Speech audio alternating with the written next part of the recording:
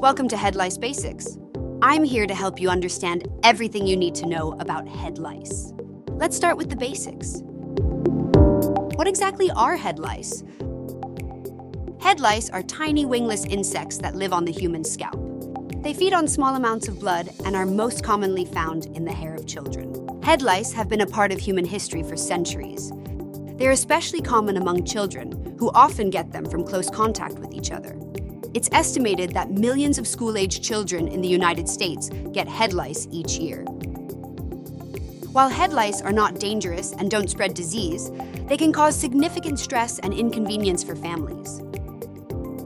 The itching and discomfort can disrupt daily life and sleep, and dealing with lice can be time-consuming. Dealing with head lice can be overwhelming, but with the right information and support, it doesn't have to be.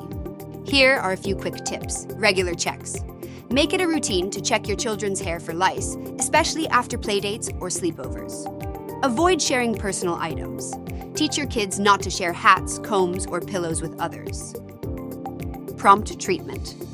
If you find lice, act quickly to treat the infestation and check the rest of the family. For more detailed advice and professional help, make sure to visit our website or contact us directly.